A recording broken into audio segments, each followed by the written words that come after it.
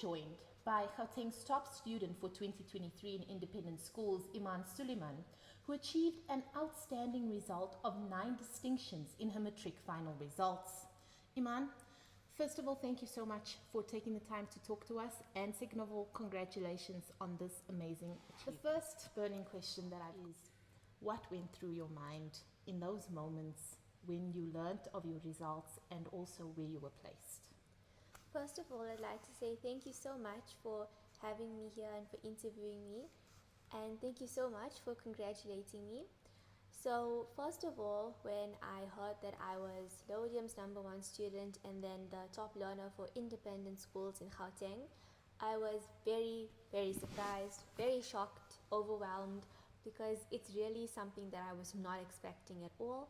But nevertheless, it really was a pleasant surprise, and I was very excited to find out about it. I can imagine. Something like this, it doesn't happen overnight, right? I imagine that it takes a lot of planning and a lot of strategy. Can you give us a little bit of insight into how you achieved it? So, of course, there was a lot of planning, there was a lot of strategizing that went towards working towards these 9 distinctions. And first of all, I'd say the most important thing that I did was to pray. So when I woke up for tahajjud, when I made zikr, I prayed Salatul Hajat, constantly making dua. When I entered the exam hall, praying, that was extremely important, and I think that is a strategy that really helps you to achieve your goals. Then second of all, when it comes to studying, I'd say that I started way in advance. Instead of cramming the night before an exam or, just pulling an all-nighter and trying to shove all the information in, I would start around the beginning of the term. So for my matric year, I started in February. And every day after school, I would come home, I would revise whatever it was that we did in class, and then I'd start working through practice questions. And I would instantly go to past exam papers because there was no use in wasting my time on easy questions. I wanted to prepare myself for what they would ask in the exams. And another strategy was finding a routine, a study routine that I enjoyed and that just clicked well with me. So that was studying on a whiteboard. And it sounds a bit juvenile, but me and my friends, I convinced them all to buy whiteboards and we'd all study together. And it was just so much of fun for me. And I used to also study in my bed. And I know that sounds a bit lazy, but I used to get very anxious sitting at a desk. So I used to prefer sitting in my bed. I would sit there for hours on end and study. And I would also work according to what I felt like studying on a specific day. So the night before, I wouldn't write down all of the things that I'm going to do that day because I found that to be very limiting and restricting. I would wake up, and depending on my mood for that day, whether I was in the mood for maths or physics, that's the subject I would study, and that's when I felt that I was the most productive. And I'd also say it takes a lot of discipline. You can't, just expect it to happen. You have to be determined. You have to be willing to put in the hours and put in the work.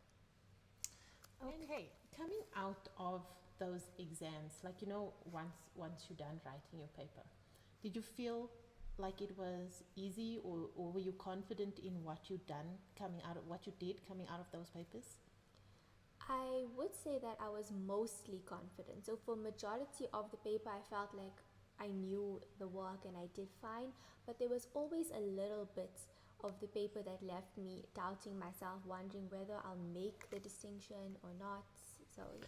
I love that it's whether or not you'd make the distinction. I love that. Having finished school on such a high note, where to from here?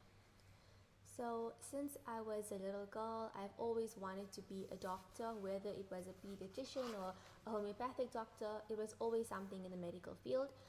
As I grew up, of course, it did change here and there. I thought maybe astronomy, actuarial sciences, but in the end I came back to medicine. So I, alhamdulillah, got accepted to study at the University of Pretoria, and I will be studying medicine. That's amazing. And do you plan to specialize? Yes, I do plan to specialize, but I'm not sure at the moment what I'm going to do yet. Okay. Like what field I'm going to go into. Yeah, it is a tough decision. I imagine that you'd also need quite a strong support structure going through exams and the stressful time that it has been. Do you have anything to say to some of the friends and family that may have supported you through this time? First, I'd like to, of course, thank Allah because it was Him mainly who got me through my exam period, and yeah, could not have done it without God's help. And then I'd like to thank my family, but most of all, I'd like to thank my mother because she was my biggest support system throughout everything. Whenever I was stressed or anxious, I know I was not easy to deal with during matric. I would have a lot of mood swings. I'd snap at everyone because I was stressed out, and she'd always be there to comfort me, to talk about whatever I was going through. And if I was feeling anxious, she'd tell me to, stop studying, take a break, and she'd take me out for lunch or for supper just to help me calm down. She never put any extra pressure on me.